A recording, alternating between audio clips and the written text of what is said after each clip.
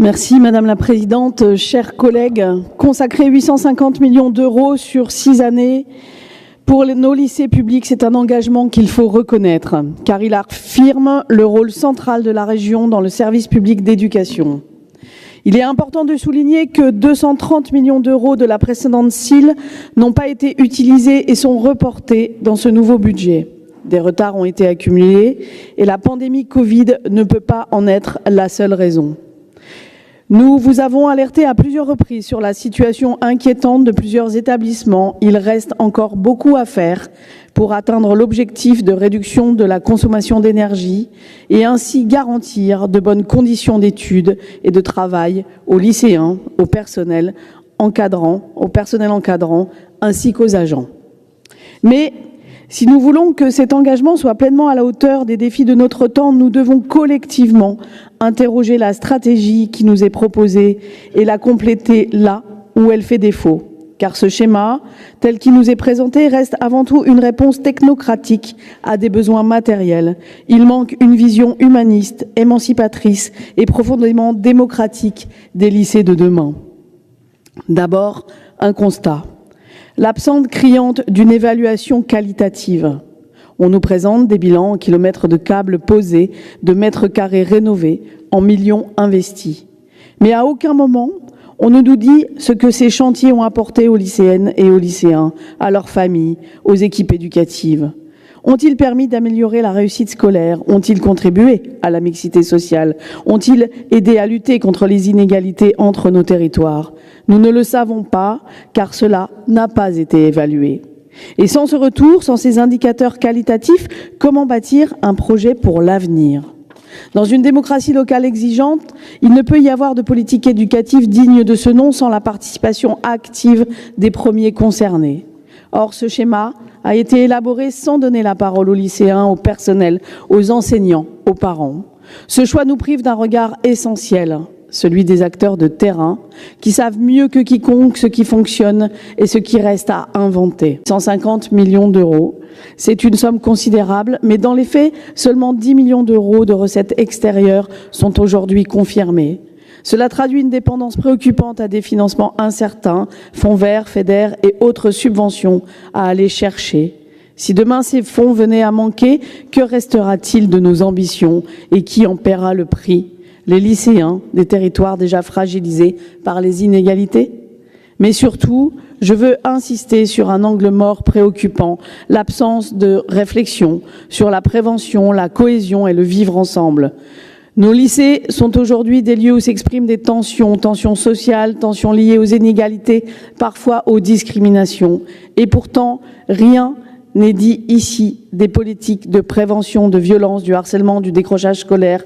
Rien n'est proposé pour renforcer le rôle du lycée comme espace de citoyenneté, de dialogue, d'apprentissage du respect de l'autre. Les investissements matériels sont nécessaires, mais ils doivent être accompagnés d'une vision qui place le bien-être des élèves, des personnels et des familles au cœur du projet.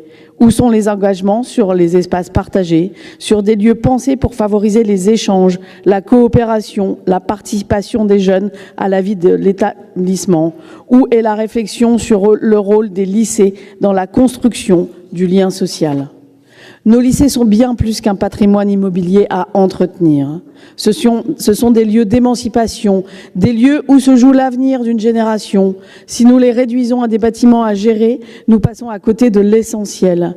Il nous faut une politique qui conjugue l'exigence écologique, et je salue les efforts annoncés sur ce plan, à une exigence sociale et démocratique. Nous appelons donc à un réexamen de ce schéma, un réexamen qui intègre des objectifs qualitatifs clairs, lutter contre les inégalités, favoriser le vivre ensemble, prévenir les violences, faire des lycées des lieux d'apprentissage de la démocratie. Un réexamen qui donne une vraie place aux élèves, au personnel, aux familles dans la gouvernance des projets. Un réexamen qui fasse des lycées de demain lieux sobres en énergie, mais aussi des lieux riches en humanité. Merci. Je vais laisser la parole à Céline Véron. Merci Madame la Présidente, chers collègues. Vous le répétez à l'envi, la région des Pays de la Loire est engagée pour les femmes. Quelle cohérence au regard des choix budgétaires que vous portez et surtout de l'absence totale d'accompagnement des structures vers un modèle économique. Aussi, il nous semble intéressant de toujours avoir en tête les impacts sur les structures des coupes budgétaires. Prenons par exemple, les femmes. Les associations qui luttent pour la précarité, un modèle condamné sans alternative. Avec la perte des postes de coordinatrice régionale de la Fondation des femmes et du planning familial, ce sont des postes qui servaient notamment à la recherche de nouveaux financements. La région retire son soutien sans jamais proposer de véritables accompagnements vers un modèle pérenne, sans réflexion partagée sur la façon de maintenir l'accès aux droits, à la contraception, à l'avortement, à l'information. Vous poussez des structures essentielles à aller chercher des fonds privés là où cela est à la fois illusoire et dangereux. Illusoire car les entreprises ne se précipitent pas pour financer des actions sur des sujets aussi sensibles que la santé sexuelle, l'IVG ou la prévention des violences. Dangereux car cela reviendrait à fragiliser l'indépendance de ces associations, à remettre en cause la neutralité et l'universalité de leurs actions. Le sport féminin, comme le dit mon collègue, pas d'accompagnement, juste des coupes. Madame la Présidente, quel héritage des Jeux Olympiques souhaitons-nous véritablement laisser sur notre territoire?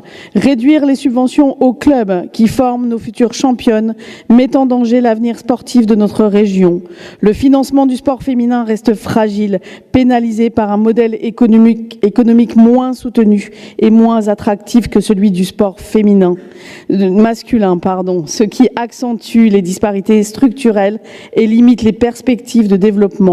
Dans ce contexte, il est crucial de continuer à soutenir ces clubs professionnels qui intègrent souvent des centres de formation essentiels à la promotion et au développement du sport féminin.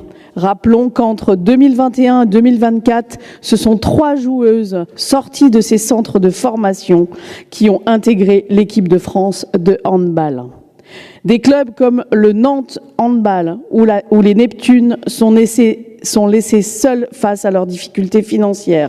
La région se désengage sans stratégie, aucune aide à la diversification des ressources, aucun dispositif pour sécuriser les financements ou accompagner les clubs vers une gouvernance plus solide. Que dire de la culture? Une hémorragie sociale annoncée. Les chiffres issus de l'enquête menée par les pôles culturels régionaux sont sans appel. 2443 emplois culturels menacés, soit 36,5% des emplois des structures interrogées, je le rappelle. Et qui seront les premières victimes? Les femmes. Parce que les postes permanents dans les associations culturelles sont majoritairement féminisés. 68% des emplois en CDI sont occupés par des femmes. Un exemple concret, le TRPL. Malgré votre subvention, les 3 femmes qui occupaient les postes administratifs sont licenciées.